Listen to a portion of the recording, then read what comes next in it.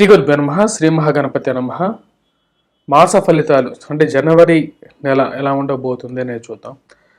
జనవరి నెలలో ద్వాదశ రాశుల వారికి ఎలా ఉండబోతుందని తెలుసుకునే ముందు ముఖ్యంగా గ్రహ గతులు ఎలా ఉన్నాయనేది చూద్దాం. మనం చూసినట్లయితే రాహు తన యొక్క రాశి వచ్చేటప్పటికి మీనంలో సంచారం చేస్తున్నాడు. మీనంలో సంచారం చేస్తున్నటువంటి రాహు వచ్చేటప్పటికి రేవతి నక్షత్రం 4వ పాదంలో ఉన్నాడు. అలాగే గురువు వచ్చేటప్పటికి వక్రగతిన సంచారం చేస్తున్నాడు. డిసెంబర్ 31వ తారీఖుతో పురోగమన స్థితులకు మారబోతున్నాడు అన్నమాట. అశ్విని నక్షత్రం 4వ పాదంలో సంచారం అనేది జరుగుతూ ఉన్నది. అలాగే కేతువు వచ్చేటప్పటికి మనం చూసినట్లయితే కన్యా రాశిలో సంచారం జరుగుతూ ఉంది. కన్యా రాశిలో సంచారం చేస్తున్నటువంటి కేతువు వచ్చేటప్పటికి చిత్తా నక్షత్రం 2వ పాదంలో కేతువు యొక్క సంచారం అనేది జరుగుతుంది అన్నమాట. రవి మనం చూసినట్లయితే పూర్వాషాఢ నక్షత్రం ముందు మనం చెప్పాలి అంటే ధనుసు రాశిలో ఉంటాడు. జనవరి 15వ తారీఖున వచ్చేటప్పటికి మార్పు జరగబోతున్నది. మకరంలోకి మారుతున్నాడు. అలాగే శని వచ్చేటప్పటికి మనకు కుంభరాశిలో సంచారం జరుగుతుంది.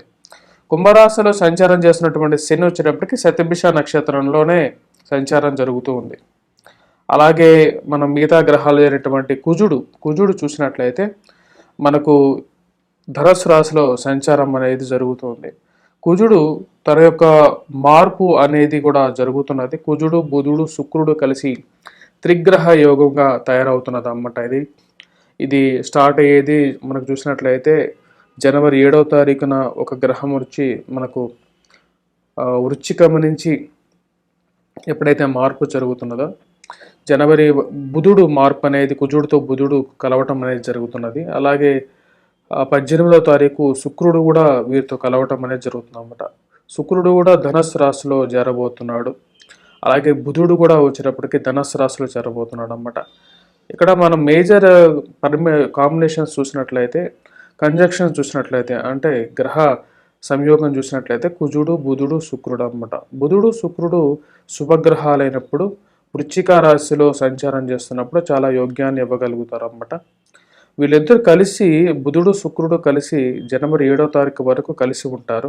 అలాగే వీరు ఎప్పుడైతే ఈ యొక్క 3 గ్రహాలు కలవబోతున్నాయో అంటే జనవరి 7వ తారీఖు 18వ తారీఖు తర్వాత వచ్చేటప్పటికి శుక్రుడితో కుజుడు బుధుడు కాంబినేషన్లోకి వస్తున్నారు అన్నమాట. కుజుడు మనం జ్యోతి అంటే గ్రహ సంచార రీత్యా మనం చూసినట్లయితే ధనిష్ట నక్షత్రంలో మూల నక్షత్రంలో సంచారం అనేది జరుగుతుంది. ధనుస్సు రాశిలో సంచారం అనేది జరుగుతుంది అన్నమాట.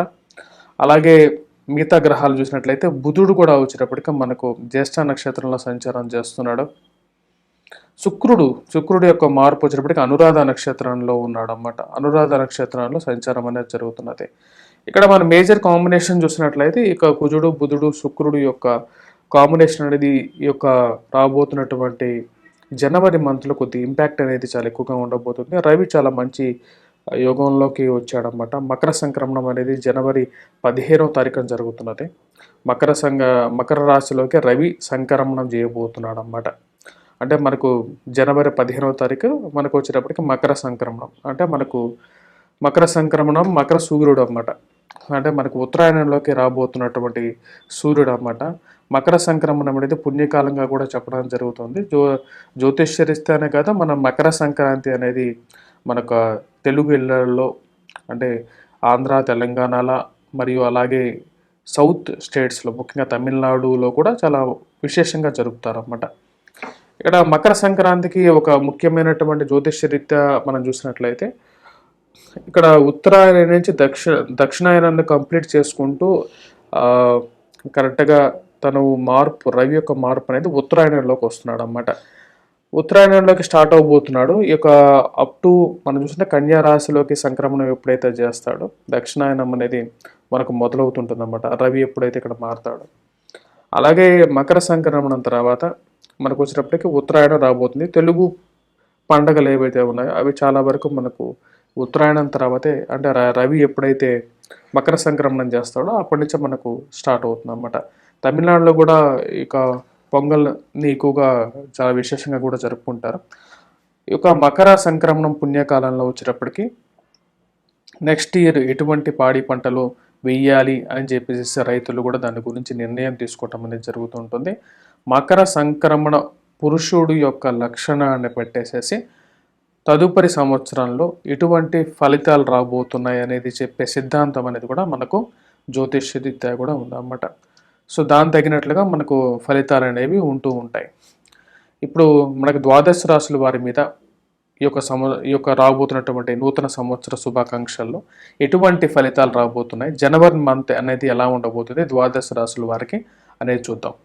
మకర రాశి వారికి ఎలా ఉండబోతుంది అనేది చూద్దాం. మకర రాశి వారికి వచ్చేటప్పటికి జన్మరాశిలోకి రవి సంచారం అనేది జరుగుతుంది. 12వ ఇంట్లో వచ్చేటప్పటికి కుజుడు, శుక్రుడు, బుధుడు, లాభస్థానాల్లోకి శుక్రుడు సంచారం అనేది జరుగుతుంది అన్నమాట.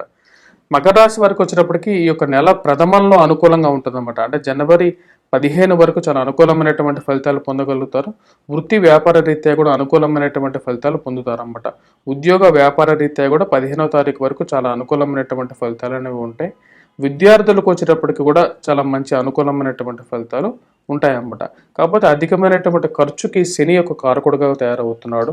అలాగే జనవరిలో రాబోతున్నటువంటి కొన్ని సంచారాల రీత్యా జనవరి 15వ తారీఖున రవి 15వ తారీఖు నుండి రవి ఎప్పుడైతే ఈ యొక్క రాశి వారికి జన్మరాశిలో సంచారం మొదలు పెడతాడో, అంటే ఈ యొక్క ప్రభావం అనేది జనవరి 15 నుంచి ఫిబ్రవరి 15వ తారీఖు వరకు రవి ఎప్పుడైతే జన్మరాశిలో సంచారం చేస్తున్నప్పుడు శరీరంలో అధికమైనటువంటి వేడి, జ్వరపీడత్వం అనేది ఎక్కువగా ఉంటుంది.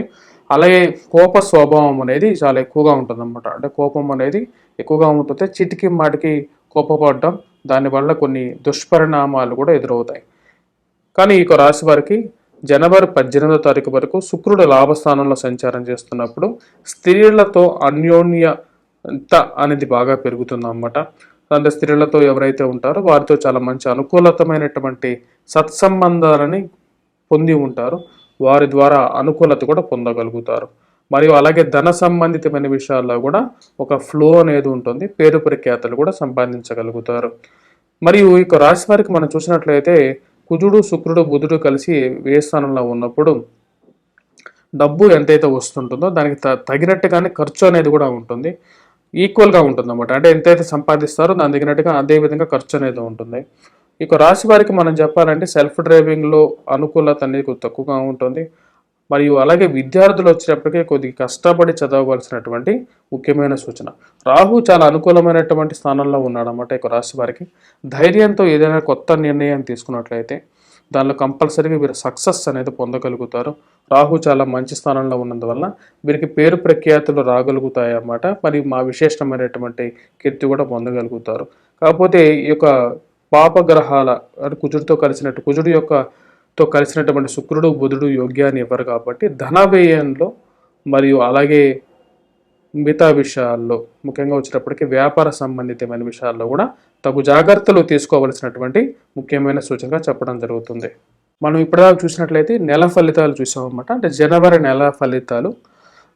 నెల ఫలితాల్లో వచ్చేటప్పటికి మన కుజుడు, బుధుడు, శుక్రుడు కాంబినేషన్ అనేది 17-18వ తారీఖుల తర్వాత మొదలవుతున్నది అన్నమాట.